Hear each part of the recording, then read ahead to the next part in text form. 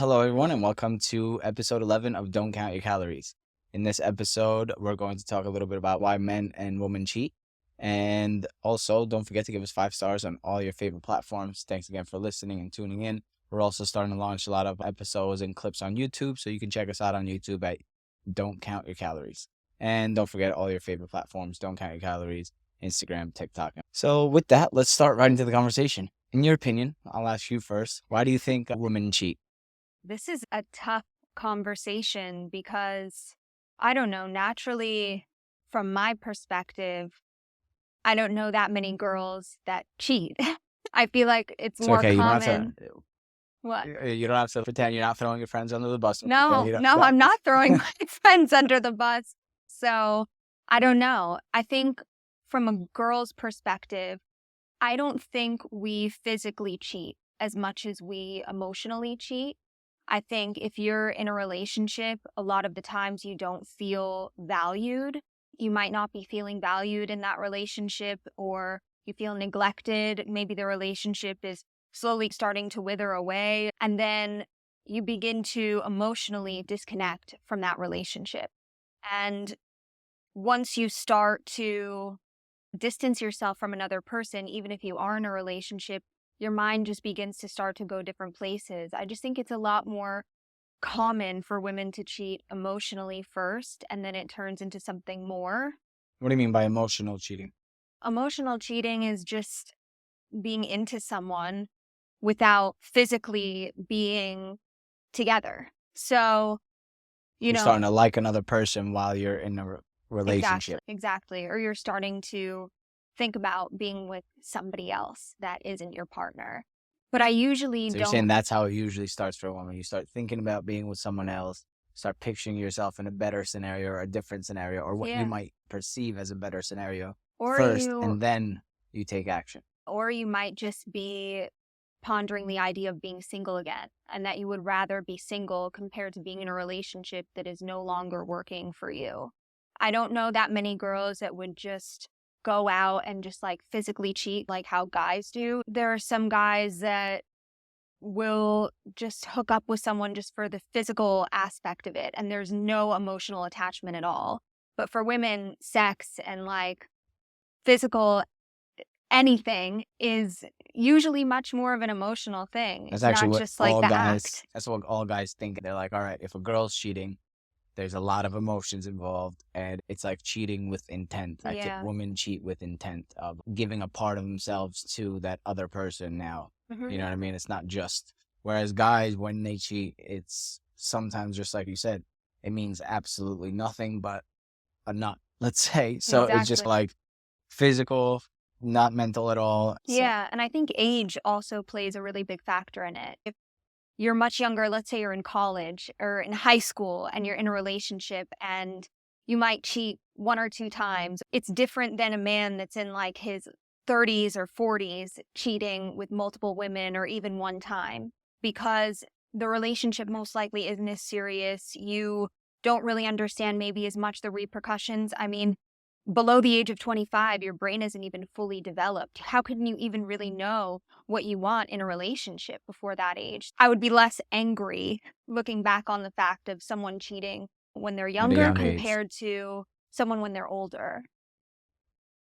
It does seem, especially in college and high school, like you said, you're not really thinking about the long term. So you're more susceptible to doing that in that younger stage, because you're like, oh, everything is temporary at that age. You don't think of anything long term and long term effects and consequences, anything like that.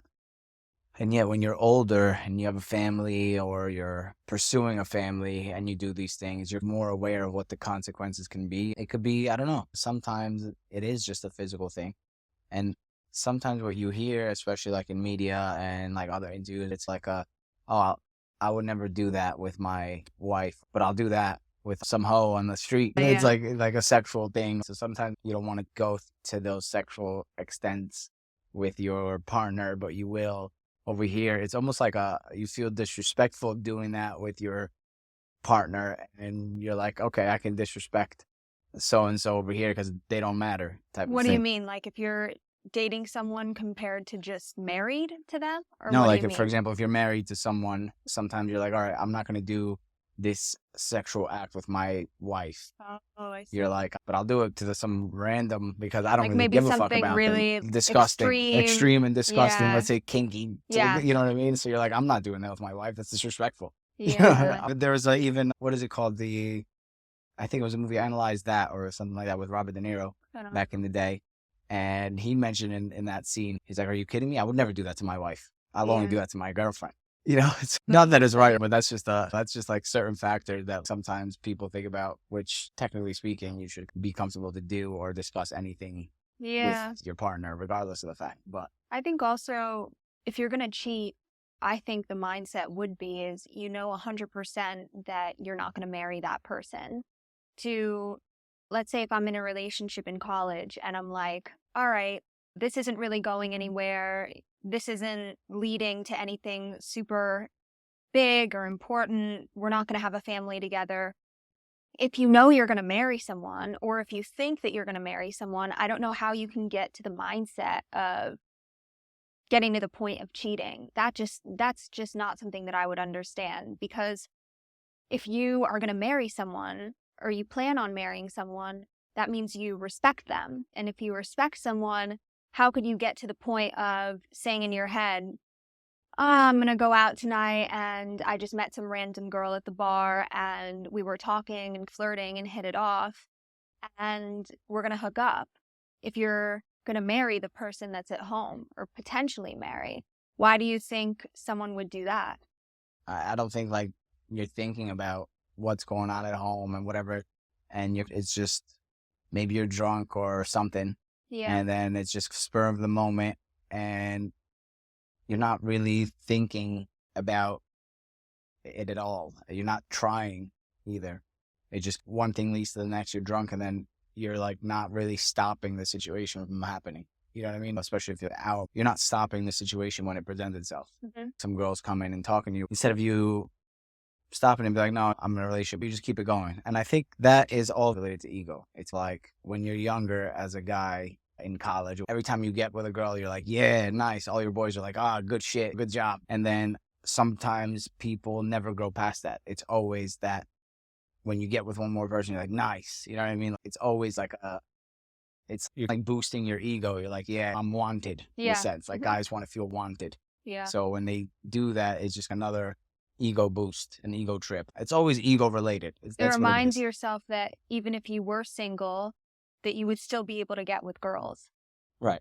Because sometimes you almost feel like when you're in a relationship, if I were to be on the market, would I still be interesting and look good to other people? You do think about that, but at the same time, I think sometimes when you're in a long relationship, you stop feeling wanted also.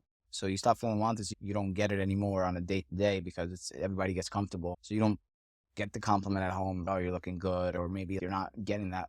So then it's not like something that you're thinking about, like, I wanted, but when you get it somewhere else, then you realize you're not getting that validation, let's say. But then you go out and it's not like you were seeking to cheat or seeking to get with someone, but someone gives you that validation of, oh, you're looking good. And then you start feeling good. You feel better. And then you're like, oh, It you know what I almost mean? is addicting Yeah, in it's a like weird almost like, way. it's like a dopamine, let's say. Yeah, like, it is for sure yeah. dopamine. Another question for you is, do you think the people around you, like your friends, guys who are cheating or single or have not necessarily the most respect for women, do you think that can influence you to cheat more? I think so, yeah. I think if you're with around a group of friends that are constantly doing that, then yeah, you can be in a situation where they egg you on. Same thing with a girl. If your friends are bashing your boyfriend the whole time, they're almost encouraging you to go after a guy that's looking at you. Oh, he's looking at you, go, it's fine, it's okay, don't worry. If you're around a group of friends that are openly like down to do that and want to do that, then yeah, it can egg you on to be more okay. It's that same aspect of any part of life where it's like, if someone else is doing something bad, then it's like, all right, you're okay to do it too. Yeah, Like, because you see that they're okay. yeah, It's you're like, all right, at almost, least yeah. it's not just me. That's the kind of aspect. At least it's not just me. Yeah. Like, because if you're with like 4 friends and all of them are like okay and just chilling, having a good time, and you're the only one trying to go and do something, then you automatically like feel like a piece of shit. So you're not gonna particularly go about it and do it. Yeah. It almost reminds me of the first times where I smoked weed or anything like that. At first, you're not 100% sure about it. You're like, oh, is this something really bad that I'm going to do? Or whatever the case. And then you see your friends doing it and you trust your friends. And then you realize, oh, they're doing it. They're completely normal. Their life isn't fucked up or anything like that. So it makes you realize that it's okay. And I think when you get to see an example of someone else doing it and maybe their relationship is still intact or like it hasn't affected them in any sort of way, cheating, then maybe in your head, you're like, oh, I can do it too. I think it just really depends on also who your friends are and who you hang around. It's also why it's important if you notice, for example, that your partner's friends are constantly hating on you or talking shit about you. It's important to like spot that and stop it, or have the conversation with like your girlfriend or your boyfriend, husband, wife, to be like, all right, I'm not really understanding why this is, because essentially once you go out with those friends, they're gonna continue that. They're going to be talking shit about your man, whatever. And then you're out and they're going to push you to make mistakes because they don't like your partner. Or like even maybe they don't particularly like the fact that you're in a happy position sometimes. You know, so sometimes your friends influence you to do something bad. And it's not even it could be jealousy, but it's not like, I don't think it's like an intent to do it. It's like a subconscious feeling of jealousy of you being in a happy place. And then when you do make a mistake, they're like, see, I knew it. You know, it's like you're validating your friend's negative thought about you. Going off of that, something that we've had multiple discussions about before and have definitely argued about before is the idea of body count for guys and girls. Yeah. And I have my opinion about it. You have your opinion about it. I think that there's a lot of double standards when it comes to men and women in relationships. And I want to hear your take on the difference of body counts between guys and girls, and if you really think body count even matters. So the body count situation comes in two parts. The first part is, like I just mentioned before, when guys are getting with girls, it's like this ego boost. If we're able to sleep with them, then we achieved a goal, meaning that for us, it's not something we find particularly easy off the bat. It's something we work for. You know, we work to get with you. And when now with the newer generation, you have girls going around like, well, I'm going to do that too and whatever. Well, it's not impressive in that same factor, because it's not hard for a girl to get with a guy, really, because we're the ones that are working to get you. We're the ones that want to do all these extra things to try to get with you. You don't have to do any of the work. You don't have to take us out. A lot of times you don't even have to look good. You just have to catch us in the right moment. And we're like, all right, no problem. So in that factor, that's why there's a double standard. I think what you're trying to say is it's a lot more work for a guy to get a girl. If the guy comes up to you and you're, after a couple of hours of talking and having drinks, you decide that you're down, you're technically considered as easy. And then there's less of a likely chance of him having respect for you, is what you're saying? But you just said it yourself. You're the one that at the end makes the decision, right? This is your decision. This is not particularly the guy's decision. We're down with, maybe we can go to a bar and we're down with 20 different girls to end the night with. So now it's up to you to allow it to happen. You have all the power. So by you now giving that up and being like, well, I'm going to get with all these guys, you're just giving up the power you have over us, which is, we are putting in all this effort. We look good. We get haircuts. We get colognes. We get better clothes, all for the reasons of trying to get with a girl. Here's another analogy for it. Think about it this way. What makes like a Ferrari special? It's because a lot of people can't have it. If everyone had a Ferrari, then that Ferrari is no longer special because everyone can have it. So same thing. A girl is that car. All right. And now for a guy, you're not going to give that Ferrari to a guy to drive it in the highway that doesn't have a driver's license. The guy, you want an experienced driver behind this Ferrari, right? You want a guy that's maybe driven a couple of Toyotas, a couple of Kias, maybe he's even driven a bus once.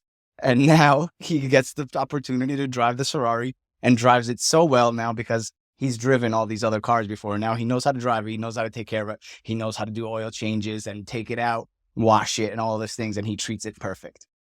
That's where that ends up. You want an experienced driver to drive a Ferrari, but a Ferrari is not special if everybody can drive it. All right. First off, there are parts that I understand of what you're saying, 100%. And I'm gonna say a few different things here.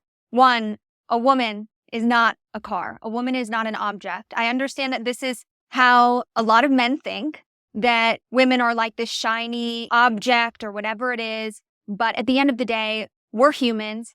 And also, women should be able to have fun. Women Sure. should be able to enjoy and figure out what they want to do, because so many women are exactly like what the ideal man would want them to be. They want them to have just slept with one other person before them, but they're able to do backflips in bed and absolutely kill it in the bedroom. Clearly, that's just not going to happen. Let me just say, when you're dating a girl, when you're going out on dates, and you even start getting into a relationship with a girl, you will have absolutely no idea exactly how many people a woman has slept with before. So it just depends on the way that you present yourself as a woman.